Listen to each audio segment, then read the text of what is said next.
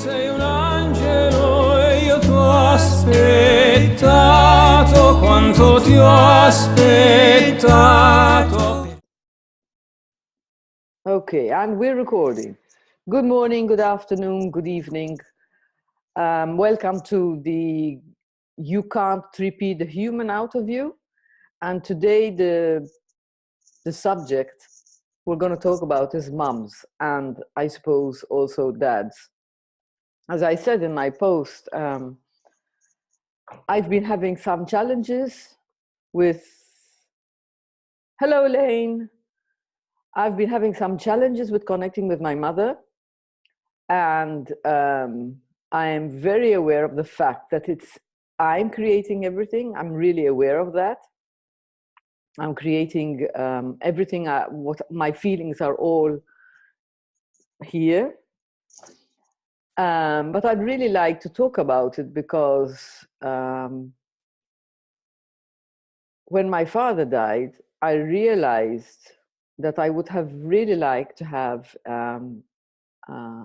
a good relationship, a good connection with him, just like I have with all my 3P friends and all my non-3P friends, just like I have with you, Emma, and I can't really say I know Jeanette, I just met her kind of thing, but to be able to speak to my mother and not have any judgment of how I expect her to be, so that I can have a good experience, so that I drop all that thinking. Now, the thing for me is that I had a little insight, or I had a little realization sometime back in July and August, I don't remember exactly, when I could see that I was blaming my mother for all the feelings that I had and for all the past. And I saw it very, very briefly. And now I've gone back to not connecting with her, not calling her. And I guess that's what I want to talk about. And I'm curious as to what you guys want to talk about. And then we can have this, as I said, this organic conversation about your feelings. We'll make it really human, you know? And then ultimately perhaps talk about the inside out experience of life. So that's all I have to say for now. And I'm curious as to why you joined this webinar, why you accepted my invitation to talk. So if anyone has anything to say, just put your hand up, or and the way to put your hand up is I'll unmute you, but I can't see you. So Emma, would you like to start? Or okay, I'll unmute you. Hello, Emma. Am I unmuted now? Yes, you are. Yeah. I don't really have any expectation from this call, really. All I know is that when I put my hand up to talk, it was regarding the space that you were in when you posted it. So I don't know categorically, you know, what use I may be. As you're aware, my mum died, and my dad died. So my experiences with mum and dad have changed quite drastically since they're not being here. But I lost my dad first, about 10 years before my mum. So I can resonate with the connections that you have with your mum, and now my mum not being here. So I don't know if that makes any sense. Yes, it does. I mean, for me, what's happening is, I'm curious to know what your relationship was with your mother, if you want to speak about that. Yeah. For me, it's I didn't have a good relationship with my dad. Okay. And by good, I mean, what does good mean and what does bad mean? This is all subjective to me. What I mean is, I wanted to connect to him on a heart-to-heart level. on this sort of level. Well, I could listen to his feelings and he could listen to mine, and we could somehow on that. And I never managed to reach him. And he me, I guess. But after he died, I feel his presence much more, and I feel him telling me, I've always loved you unconditionally. Yeah. But he's gone now. So I'd like to, and I know my mother loves me. I know she does. I just know. So I'd like to enjoy what I have with my father now whilst my mother is living. Yeah. Yeah. So I'm curious if you'd like to share that, Emma. Okay. Well, in what sense? Do you want me to just not give you a life story, but just give you my experience with my parents and then everything in between? Whatever comes up to you in the moment is my Emma. I mean, you're very natural in your sharing, so feel free. Okay, so my parents, when I was growing up, there was a big age gap between my mum and dad. There was 15 years. Not that that was actually of a concern to me. I didn't care less, and I don't think particularly they did. My dad had a family previous. My dad was married previous to my mum. So by the time me and my younger brother came around, obviously they had separated and other things had happened. And even though my dad wasn't somebody who spoke a lot, he was very closed off emotionally, actually quite badly in some ways, from what I would say. He had quite difficult experiences growing up. I don't know the ins and outs of them because he didn't talk about them. There was a lot of things that happened before he met my mum, and even whilst he met my mum, before he had us as children, that was quite difficult for him to accept. A lot of it revolving around death as well. So his ex-wife before my mum died in a car crash quite badly, with his two children in the car crash. They saw their mother and their stepfather die instantly, and they were very, very young. So before I came, my dad had needed help then to try and take care of these children because they'd already separated. And he took care of the kids like here and there, but he didn't live with him. I'm not sure if that happened by the time he met my mum. But when he did meet my mum, that was difficult for my brother and sisters to take on. So he had a lot of stuff going on. And I don't know what happened when he was growing up, but as far as I'm aware, just bits of information, it was quite a difficult upbringing. He was quite bullied by his stepdad. But with my relationship with my dad, I know that I always knew that he loved me, but it was a very intense relationship. He was very angry a lot of the time. He was very sad a lot of the time. And he would distract himself with, he was a very good golf player. So every weekend, without fail, he was at the golf course. So I didn't see my dad at the weekends because he was at the golf course. And then I saw him in the evenings, which at that point, growing up, I saw my dad in the evenings whilst we were going to social clubs. So he was drinking. But it was a space where it wasn't a pub. It meant that children could go to too. Now, the places we used to go to, I had lots of cousins and stuff that used to go there from my mum's side. So I would just be playing with my cousins. So when I was a little one, I didn't really pay much attention to it. It was only as I was growing up that I noticed that, as far as I was concerned, this was a problem. And I noticed when I was quite young, I felt that I had to try and solve this stuff for him, and I couldn't do that. So when I became a teenager, then I noticed, which happens, there's going to be contrast. But I noticed I was I was very rebellious as a teenager. I get myself into all kinds of trouble. And it was very disconnective of my dad.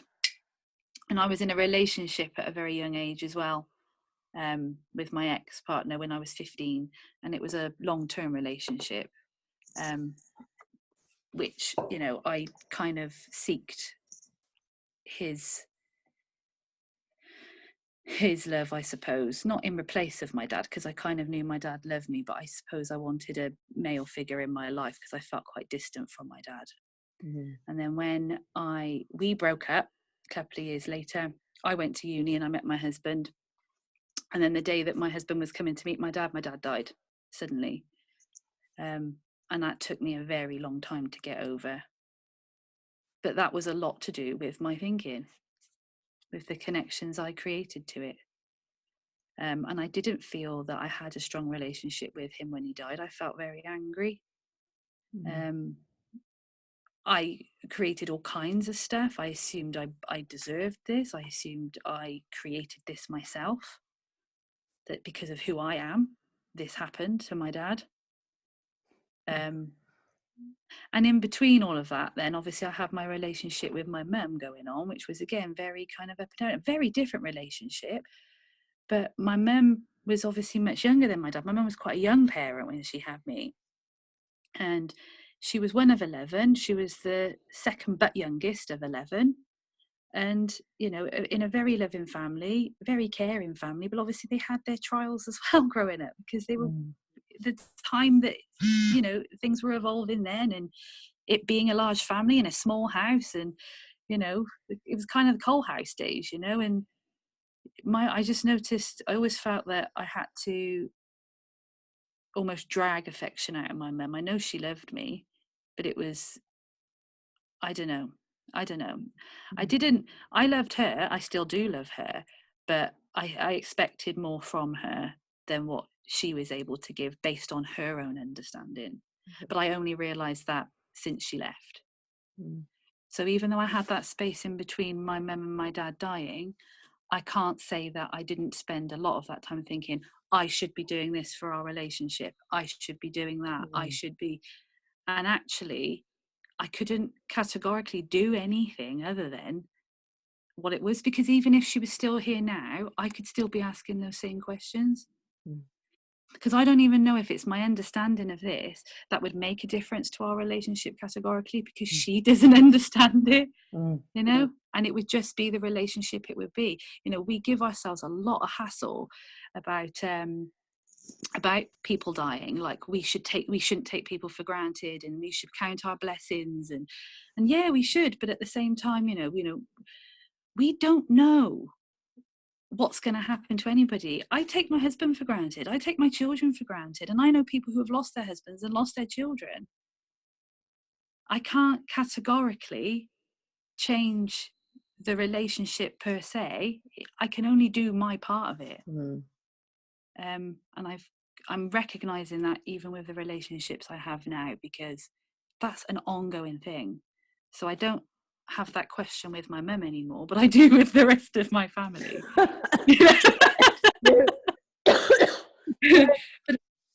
But the reality is that, you know, the understanding I have with my parents now, and the connections that I feel have grown stronger since they're no longer here, I suppose it could only happen that way because of the circumstances it is. I couldn't categorically change what happened. And like, my dad died suddenly, my mum died of cancer, so we had time with my mum. Now that time that I had before she died was significantly different to when I lost my dad suddenly, because I grieved the second I knew that she was going to die. So by the time it came around to her actually dying, I still grieved when she died and was still grieving, but it was a completely different experience to then all of a sudden my dad being there one minute and my dad being gone the next. I actually had time to not force myself, but I did just accept who she was and her experience and our experience together. But I couldn't force that on myself. I didn't know any of that. I couldn't say this is how it has to be for the next person, because that's their experience. And I miss my parents. Yeah. I'd like to... I've resonated with a couple of things that what you said, because for me, I caught myself judging myself for not connecting with my mother and with my sister, who's present in this call, which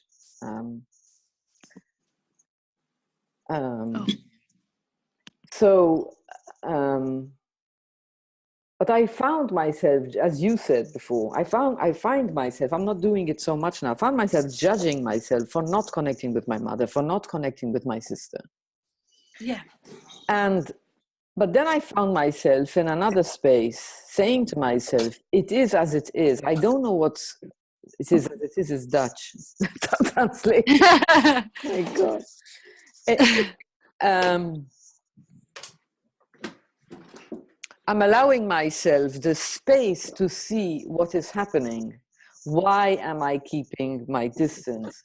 Why? And it almost feels like I'm protecting myself from something, but I don't know what. So, but I'm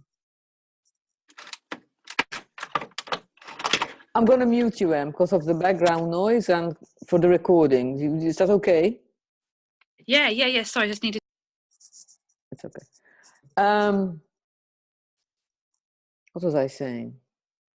Yeah, and there's another thing as well. My mother and I'm not sure about my sister, so they don't have this understanding. My sister has been exposed to it, but my mother does not have this understanding.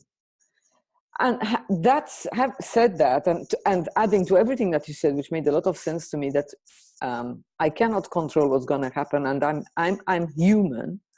I know people who have had deep insights about parents, about sisters, about siblings, and their relationship has changed. It's turned around. I mean, Phil Goddard approached me he wrote on the post. I don't know if you guys saw it. Anke Herman said also, through the principles. Now I'm saying to myself, I had a mini insight. I'd really like to be able to realize, okay, I'm trying to trippy the human out of me as I speak. I'd like to see, okay, how can I come to them? Oh, there's my sis. How can I come to them and with compassion to seek to understand rather than to be understood? To seek to understand my mother and to seek to understand my sister rather than to be understood. Because I think that we've created this kind of trio, my sis, my mother, and for me this is uncomfortable with her listening in, but it doesn't matter because me and my sister can have a volatile relationship, but we love each other dearly. So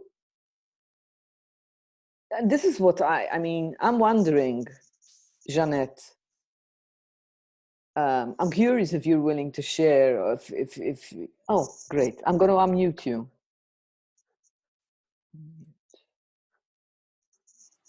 Hi, Jeanette. Hi. It's really interesting, this conversation, because what I will say, this is my understanding. It's a very complex relationship that we're talking about. Mums, daughters, fathers, families. We can look at other people's families and think, aren't they wonderful? They've got everything sorted, they're so close, they've got this relationship. Excuse the language, but I'll guarantee you they will be as fucked up as we might believe ourselves to be.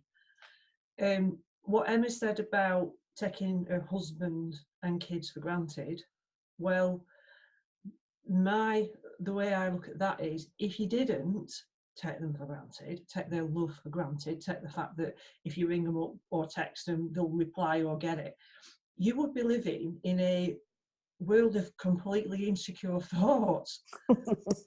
So, forget that. Just put, that's absolutely fantastic that you do that. With my family, it's quite strange really, because we're close, but by God, we can fall out. We really can, tell each other how it is, and if we're not happy about something, but within a very short space of time, it's done. And it's like it never happened. And some people might look at that and think, oh, that's really, really weird. Well, it's not weird, because that is unconditional love. Whereas if you've got a relationship with your parents where it's all, depending on what you do for them or don't do, it's all conditional.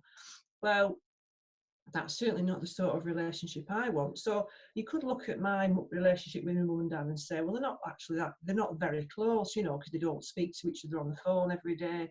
We don't see each other. I mean, sometimes I don't see them for a month, maybe longer. And they only live 20 minutes drive down the phone, but we've got stuff going on in our lives. But it doesn't mean I don't love them, I do. That being said, the relationship hasn't been perfect. I was left on my own. My sister is nearly 4 years older than me. So when I was 11, she was 15 and she was out with her mates and stuff. And my mum and dad used to go to the pub and leave me in the house on my own. Now, this was 1970, well, I was born 67, 1978, you know. And I know the kids at school whose mum and dad did that.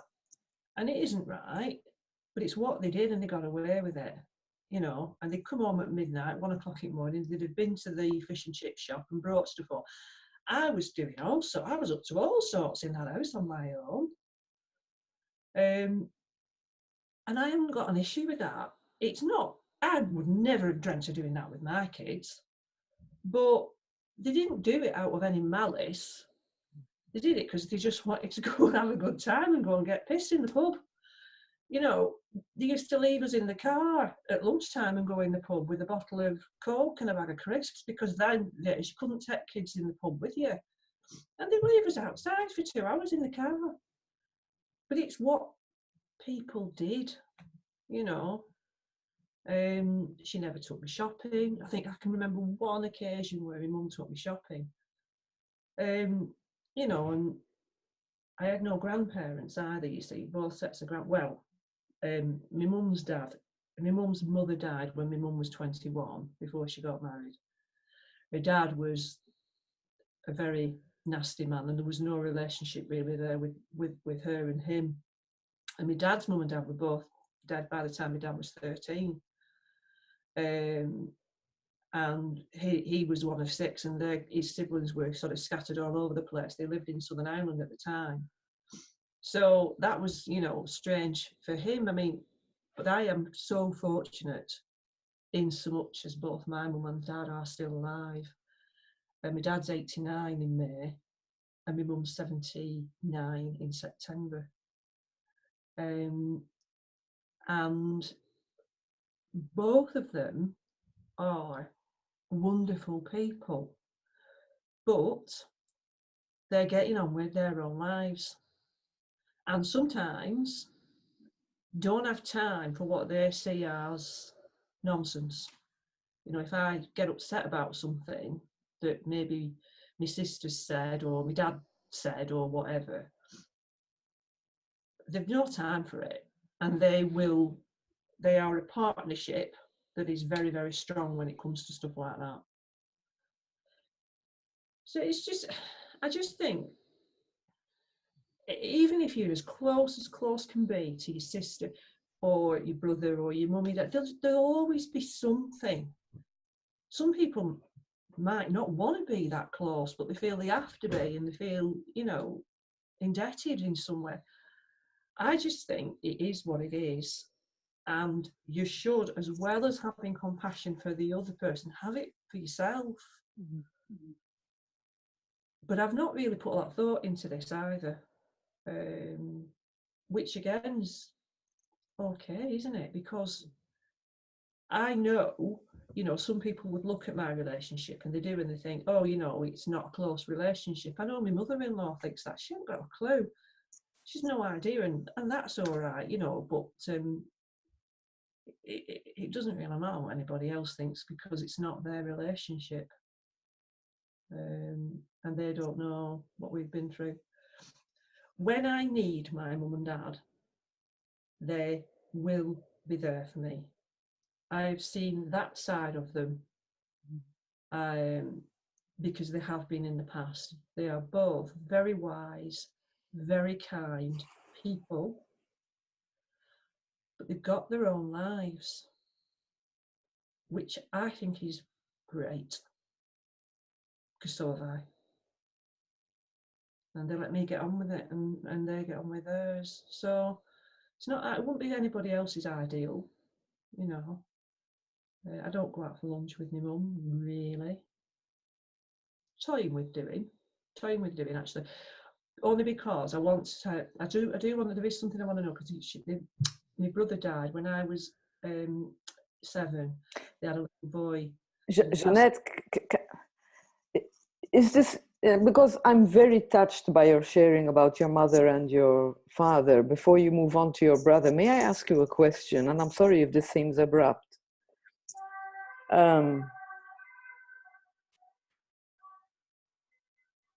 Has the understanding, the inside-out understanding, because I resonated a lot with what you said.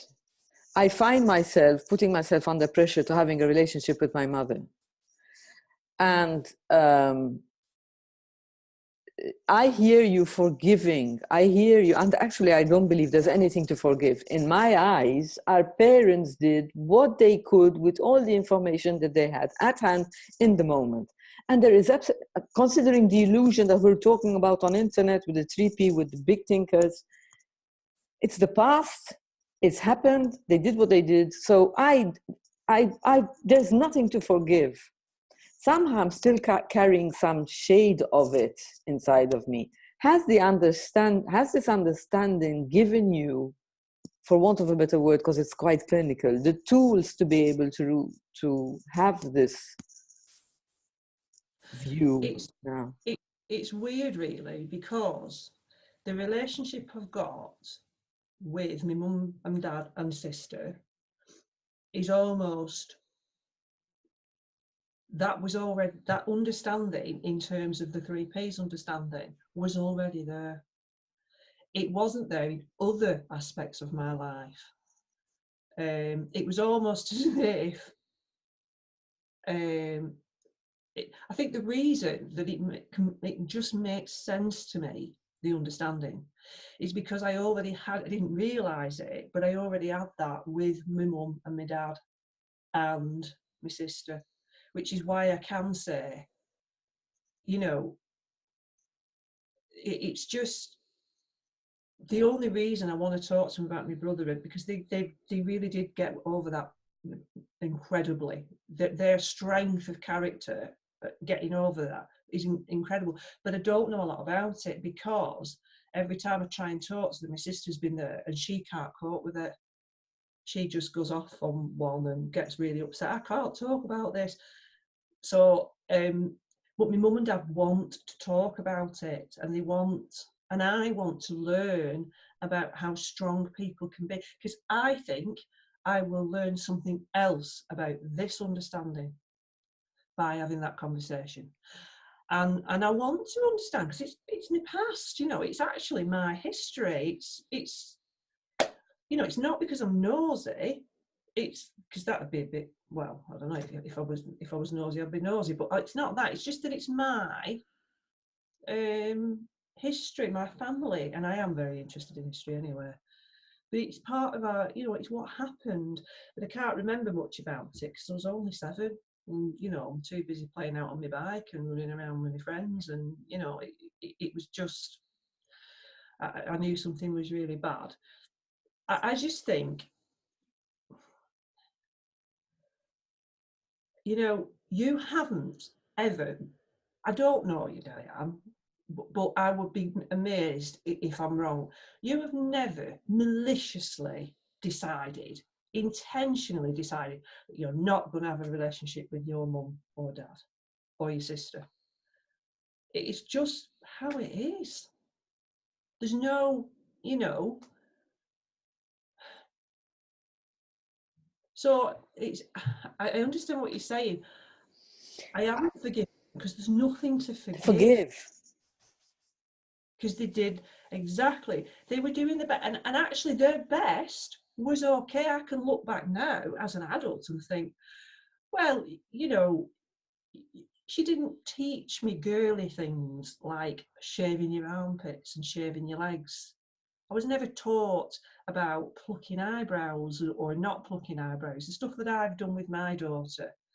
I was never even really, the dentist wasn't something that was a particularly, and I sound like I'm saying oh, I've been neglected. I don't feel that way about it.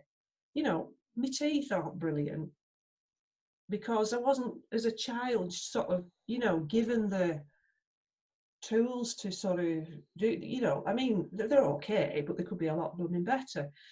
It's stuff, and I could sit there and ruminate, oh, you know, they didn't care about, no, it just wasn't how they did things. And it's probably because, you know, they were never, I mean, say my dad, I haven't got a mum and dad from being 13, he was a child. You know, and he hadn't got a tooth in his head, bless him, he's had dentures since he was 42. So he didn't know anything else. I heard something really good the other day, or saw something on the Inside Out community about the past isn't predictive. And it was something that Judith Sedgman had said. Mm. The past isn't the predictive of the future. It doesn't determine the future, something like that? Well, it was just the past isn't predictive, full stop. Oh, the past isn't predictive. Okay, now. It was just, you know. Before you said something, I really, really love my mother. I really love her, and I've seen her love for me. I've seen it really, really, really, really clearly. And I realize that everything I've created about her, everything I think is my creation. I'm very aware of that. And no, I don't maliciously not link up to them. To my mother, to my sister, I think it's to avoid arguments. To Christina, she's here wearing the red headphones. You wanted to share something, it's remained in the back of my mind. You wanted to share something about your brother, and I felt I took you away from that. I'm wondering if you want to share more about that. Well, Paul died when he was only 3 weeks old. And I can vividly remember my mum actually going into labour with him. I can remember, because we all had to go in, they had nobody to look after us because they obviously no parents, you know, themselves. So we all got bundled into the car, driven off to the hospital. And I've got real vivid memories of my mum having him. And I believe that I looked down the corridor and saw a special baby care unit and actually asked my dad what that was. And Dad said, oh, that's where babies who were really unwell go. And I said, oh, well, I hope our baby doesn't end up in there. And that's exactly where he did end up. And tragically, he passed away. I can't remember anything else after that. And I don't think it's because I've blocked it out. I could have done. I honestly don't know, but it's not something I've ruminated about because I was only 7. So what was probably happening was I was getting on with being 7. But a couple of years ago, well, actually, we celebrated his 40th birthday when that happened. We all went out as a family, and that was my idea because it's my brother's 40th birthday. You know, why wouldn't you celebrate it? 1 or 2 people thought it was a bit weird. Me, my mum, my dad, and my sister thought it was perfectly normal, and so did my 2 kids. You know, my brother was 40. But then a couple of years ago, we were away on holiday with mum and dad, and my sister was there. And for the first time ever, mum and dad started to sort of talk about my dad's, and then Paul came into the conversation about how and I was asking questions, nothing, you know, just sort of saying, you know, it's really amazing how they are such positive people, my mum and dad. They're so wise and positive, and they love their life, you know. My dad's 89, he goes to Benidorm 3 times a year and he's up until 2 in the morning. They love their life. And I sort of wanted to understand how they, you know, in a really good way, what motivates them to be like that. And they were happy to talk about it. And then Kathy interrupted and sort of started wailing, I can't talk. She's quite dramatic, bless her. She's wonderful, but she's very dramatic. And I can't talk about this. And I sort of said, well, I want to. I don't. Just, it wasn't going to be allowed to happen. Full stop. You're not talking about this. But as I said before, the reason I do want to talk about that is just purely because I think I will learn something about life. I think I've already, in a really weird way, being left alone in cars with bottles of pop and left alone in the house with my hairbrush singing to ABBA albums. I want to learn a bit more. Can't sing, by the way, so don't miss. But you know, I think I've learned there's a little bit more to learn that, you know, might help other people in the future. This is why I invited people for this webinar. This is why I'm busy doing webinars, and this is why I love sharing, because I believe in the power of sharing. I believe that when you're a group and you say something that you think people are going to judge, blah blah blah, but then they say, yeah, me too, and then we get insights, and then our consciousness gets raised every time. So I don't care, I just share. Yeah, well, can I just say, and I'll shut up now, but keep Pardon? Keep on what? Keep on keeping on, Diane, because keep on keeping on sharing, because it's wonderful. You know, I watched, because I couldn't take part in the Amir Kakuti webinar, and I got so much from that, and I managed to listen into it the other night, and it was wonderful. And I think we are so fortunate and lucky that we get the opportunity to do stuff like this and listen to stuff like that because of you. So, you know, it's just, that is the only way. You've got to come completely, this is who I am. And we are perfect, you know, it's as simple as that. We are exactly how we're meant to be. So I'm so grateful for you, really grateful for you. I have no idea how grateful I am for you. Oh. Now I'd like, if my sister wants to say something, I'd really like to give her the space to talk. If she wants to, if you want to, Christina.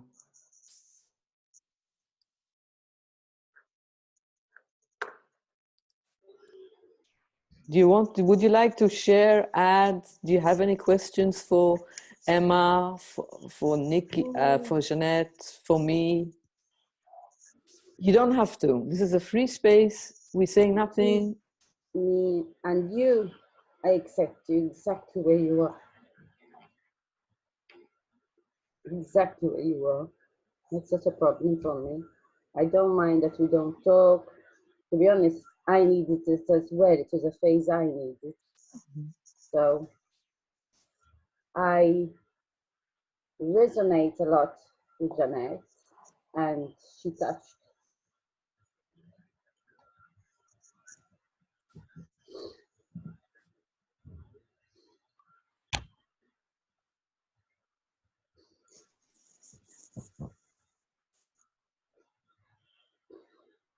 Sorry.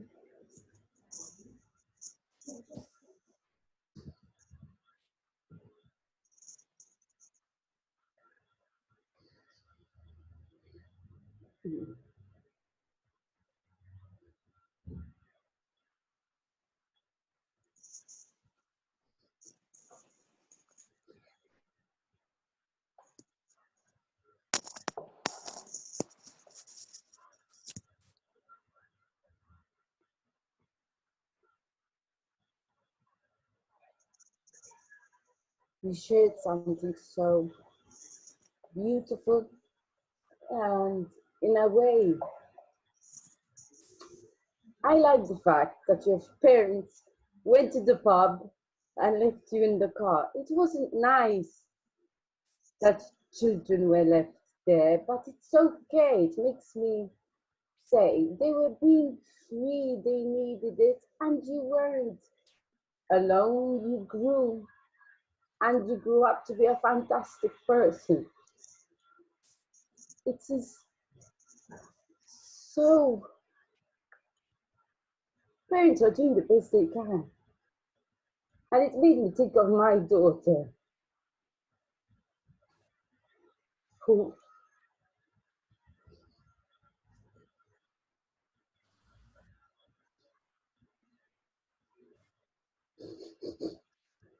I think we look at other people's lives and, you know, maybe think it's just they're so perfect, you know, and they're not. They're absolutely, there'll be other stuff going on in They will those. be bringing you up the best way they could. Absolutely. It was never, ever, there was never any malice there. You know, they didn't not take me to the dentist because they couldn't be bothered. She didn't not supervise me brushing my teeth because she couldn't be bothered. She just They will just bring themselves. it was just, you know, they were not neglectful parents. They were absolutely, and I genuinely believe, I'm an ex-police officer. I did 30 years in the police in this country. So I've seen a lot of ways to live, and there isn't one way to live. I'm telling you something you already know. There is no right way. There are hundreds and hundreds of ways to live. And every child, when you look at some of the kids who were brought up in the most horrific of circumstances, even those parents are doing the best they can at their level of understanding and consciousness. You know, you may have somebody who is addicted to heroin who leaves the child, you know, it's awful. It's absolutely awful. But what's led up to that? Nobody's born into this world with the ambition to become a prostitute addicted to heroin, or you know, a murderer, or whatever. Nobody is born. And you can ruminate forever and ever and ever and ever a day as to why did it this, who did that, but that's what happened. It's very uncomfortable. Some of it is horrifically uncomfortable, depending on what it is. But they were doing the best they could at that moment. And that just, to me, in terms of, you know, family, I do feel so fortunate, because it is strange, Diane, that I've got that. That isn't what's, I have not had to use this understanding, or this understanding isn't what's enabled me to understand that. I already understood that. Weirdly, I didn't realise what it was. Other stuff that's gone on, other people's family members and the stuff that they've done in my life, I've been able to completely, you know, in the past, deal with that particularly well. However, this understanding has given me the ability to do that now. But it was already there for my mum and dad and my sister and my family. It just was. But however you feel, I do know this is absolutely fine.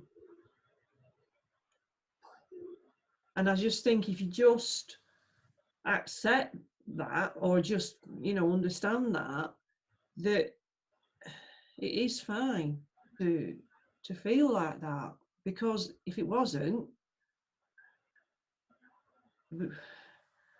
well, you know,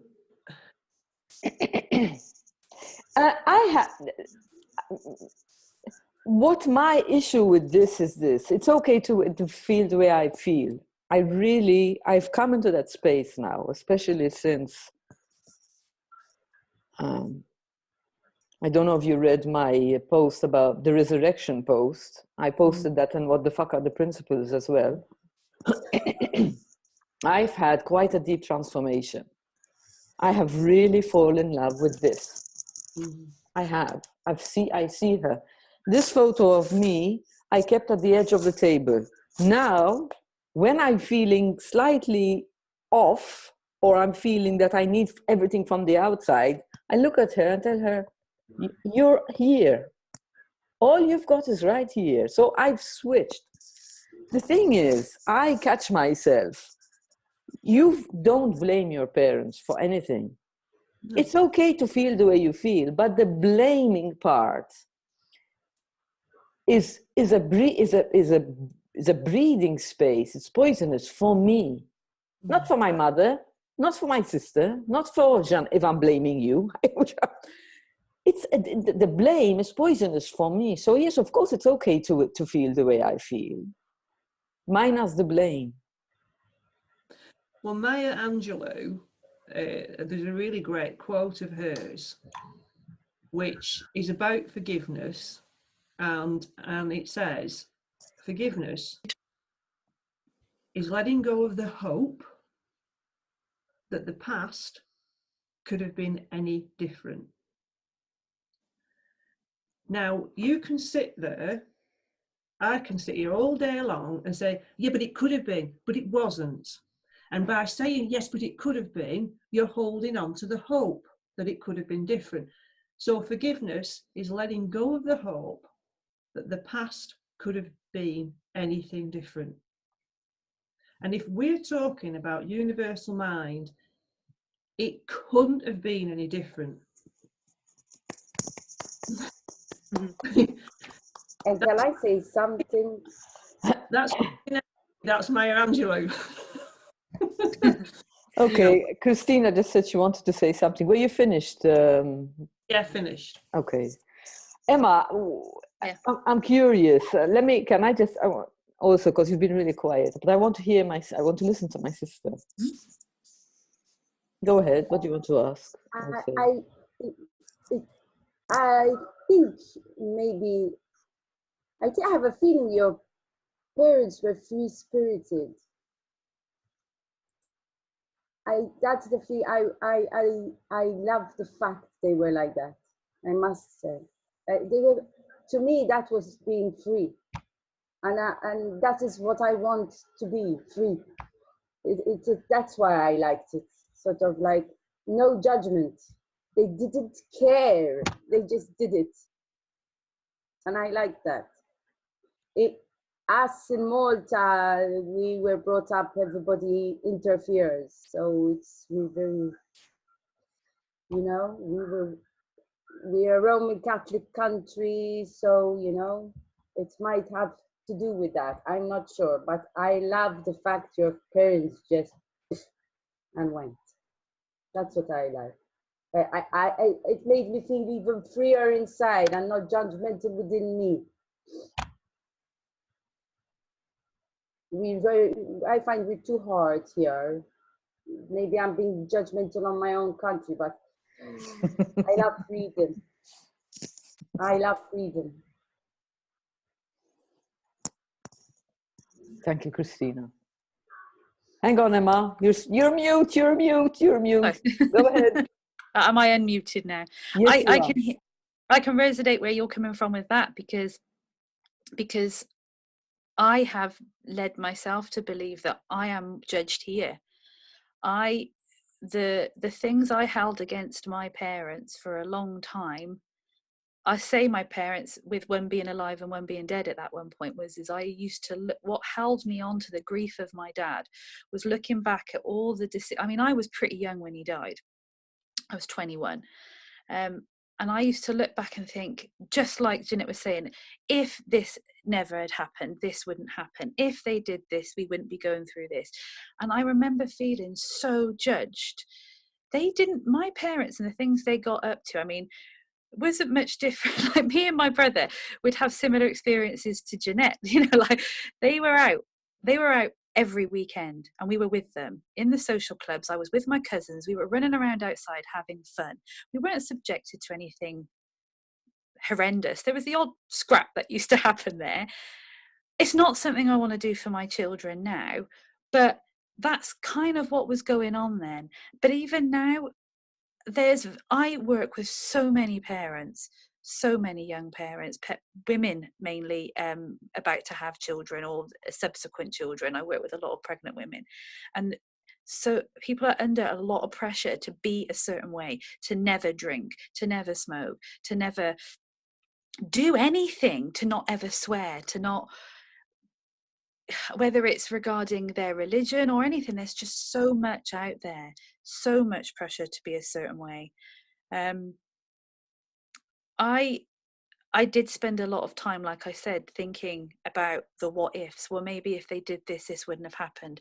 I did that and becoming highly anxious and petrified of every decision I made, because I was petrified I was going to die. Not only that, I went through a huge, massive space of my life thinking my husband and my children were going to be killed. Every day I thought they were going to be killed because I deserved that to happen to me. None of it was actually happening. None of it was real. It doesn't mean it wouldn't have happened, but it wasn't real. And although I don't have my parents, I do have 2 other siblings that have refused to have anything to do with me for nearly 5. My sister I haven't seen or spoken to in 10 years. My brother when we found out my mum was dying, which was 5 years ago, this April. And even this was before the understanding. I did let that go, and I don't have any anger or hate or confusion with my brother and sister. I know they've got a lot going on in their lives based on the way that what they've experienced and what they've attached to those experiences. My understanding is their disconnection with me is their fear for losing me and fear for losing my younger brother, because they watched their mother die, they watched their stepfather die, then they watched my dad die, then my mum died. The connections they had with these deaths were quite graphic as well as tragic, and they just kept themselves away from me. Neither me or my younger brother did anything categoric to push them away. We didn't have an argument. We didn't do anything wrong. They just chose. My sister's not even met any of my children, and my eldest is 9. But I still love her. But I have moments where I question, should I do something about this? Should I try and get hold of her? Should I go and search for her or write a letter? I haven't done any of those things, not because I don't want to, but I'm not also battling it either. Mm. And I'm not going to lie, it's not crossed my mind a million times where I've thought, I'll regret this if something happens. But at the same time, I could regret it even if I did do it. I'm in this space now where I just think, I know where I'm at. I know what's going on with me. I don't have any hate or anger towards them at all. If they were to contact me and want to be in my life, I wouldn't even question why they didn't in the first place anymore. I would accept it and just let it be, because it's likely that they could pop in and then pop back out for another 10 years. It's very, very likely, because I had that growing up. You know, when I was a kid, when I was a little one, I used to see my brother and sister 1 minute and then I never saw them for months or years for the next. Then they'd come out again, and then they wouldn't. It was when I turned an adult and then my sister she just hasn't contacted me. She hasn't said or done anything malicious or nasty. But my brother, when he drew a close on, when he made it clear that he didn't want, well, I say he made it clear, I don't even think he did. He stated he didn't want to have anything to do with me. And this was just after my mum got diagnosed with cancer. He saw my mum, we were absolutely fine, and then out of nowhere he rang me and accused me of stealing money from him. That, 1, he doesn't have, and 2, I certainly didn't have, you know. And he came out with some stuff, it was frightening. But at the time I was angry and I was sad because I just found out about my mum, then I was losing my brother. My younger brother was really, really angry. But over time, I just realised it's kind of irrelevant what he said and how he said it, or whether it was true or whether it was not. I'm not even going to try and convince him that it's untrue, what he thought. Because I do have a strong belief that he did what he did because that's what he believed would save him from more pain. Mm. And I can't categorically change his mindset for him. All I can do is respect that and be here if he wants me. Because I wouldn't turn that away at all. I wouldn't. If he wanted to see me, I would see him. And I wouldn't even go into why he did what he did. Because I feel at peace. If I didn't feel at peace with it, maybe I would. Does that make sense? Yes, it That's always, not a yeah. That's not a categorical rule that anyone should do that, or I would have that with somebody else. It's just that with him in particular, my brother, because of the things that he said to me, I don't believe that any of it he genuinely thought was truth. That was just what he thought he had to do to save himself. I don't know. It does make sense. It always points back to us. Yeah.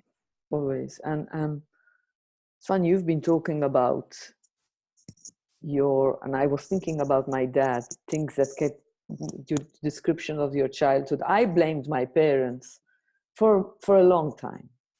I blamed both of them. Until up to, I don't know, the blaming stopped way before I bumped into the principals. I had this kind of understanding, what can't be, this isn't right. I knew. So, but when my father died in 2011, it became so clear to me. All of a sudden I had, my father died in 2011. Am I repeating myself? It became so crystal clear to me that he was doing the best that he could with all, Yeah.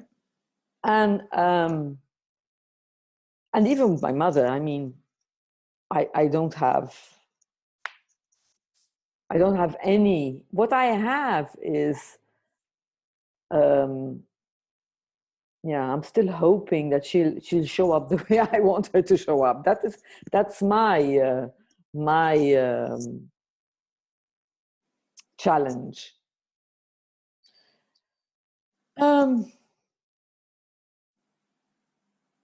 But I find myself also in a space where I'm really. You want to say something, Jeanette? Yeah. Just really quickly. And how do you feel about the people that want you to show up the way that they want you to show up? You've got this thing about wanting your mum to show up the way you want her to show up. Well, what about those people that may or may not exist that want you to show up the way that they want you to show up? Is there a problem? No, there isn't a problem. There is nothing wrong with any of that. And I think sometimes, because I do this myself, you're really not happy with yourself wanting her to show up the way you want her to. Indeed, I'm not. It's absolutely fine to feel like that. That is absolutely fine.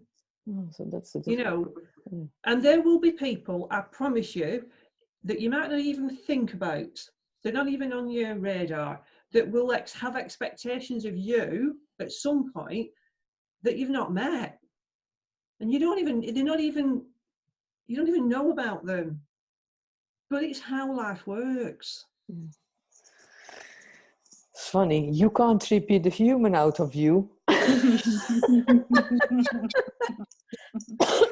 I'm glad we're sharing. This is really, I love this idea. I live this idea of groups, and I love this idea of spontaneously just wanting to be naked, which is, I mean, metaphorically naked, obviously. Yeah. except for Jeanette earlier on.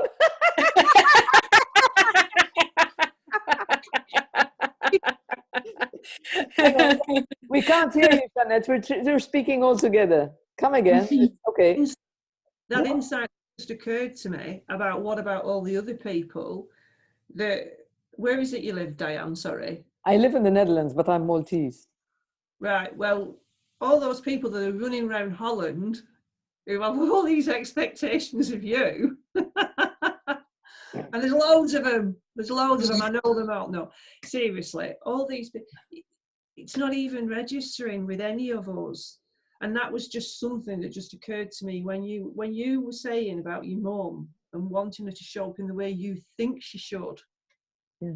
Well, she's not the only one, is she? No, I'm really glad it occurred to you. Yeah. Thank you.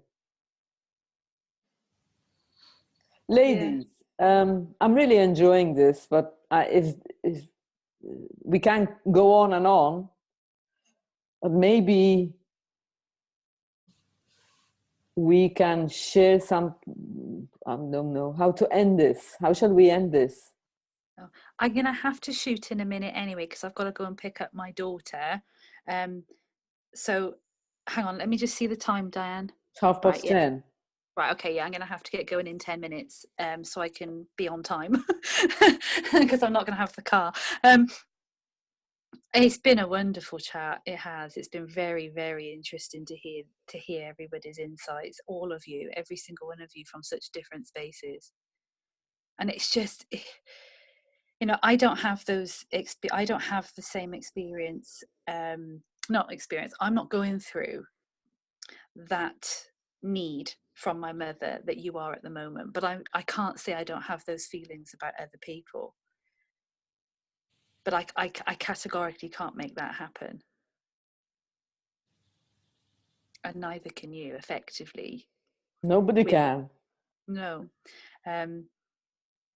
But I don't know, this last couple of days, I don't know what I mean, as you're aware, even with my post yesterday, like there's something, even though I'm saying stuff, like I'm noticing I'm saying things, I'm talking to people, or I'm talking out loud, or having conversations, whether I'm writing it or saying it, no matter what I'm saying, I can feel. I had a conversation with a close friend of mine who's going through a divorce at the moment.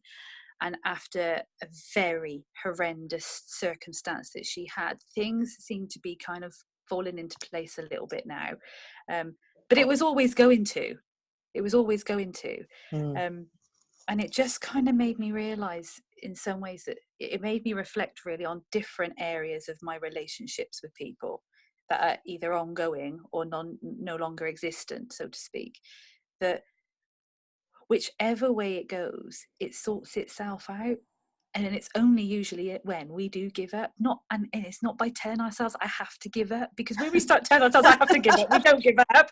We think about it more, don't we? Because we're thinking about giving it up.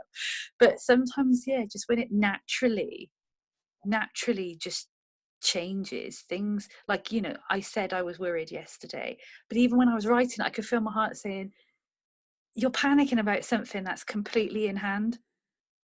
I just can't see it. So because I can't see the future, I can't categorically see how it's going to change. That could be tomorrow. That could be in 3 years or 4 years or 5 years' time. But because I can't see it, I feel I have to take control over making it happen. Mm. Because we're told a lot, if you want something, you have to make it happen. Well, really, we don't need to make it happen, because it's kind of going to happen if it's meant to either way. And if it doesn't, that doesn't make it wrong. Exactly. But I need reminding constantly, and not just by myself. I feel I need another voice to remind me of that, because there's not one day where there won't be some form of thinking battle going on in my mind about some relationship, whether it's my relationship with my husband, my children, my friends, what they're going through, how I could be of any use to them. But more often than not, it's more with me than it is with them. And to me, that is the source of everything. It always points back to us. Always, always, always, always. And that's the beauty of this understanding. And that's the beauty of being able to see, okay, what am I not seeing? And especially, how am I being uncompassionate towards myself? And when I see that, things change. And thank you. That's wonderful. And I think that is how I wanted to end. I'm wondering how you, Jeanette, want to end, or Christina? That for me was perfect. Where to end, you know. Yeah, it was lovely, and I really enjoyed it. And I think, you know, just this is just good to do, to actually speak to people who have got some understanding of this understanding. And you know, I'm quite new to this, sort of stumbled across it in October of last year, but I'd done an awful lot of other stuff on the lead up to that. Which if I hadn't done, I don't think I would have been ready for this. And it was on the back of a really horrible situation in my life that had happened, that I interfered with, as you were talking about not doing, Emma. just going back to what Emma said about letting go, there really actually is freedom in just going, I have no idea. I don't know. I don't know. Totally. I give up. There is so much freedom in that. True. Tu stasera vedi sei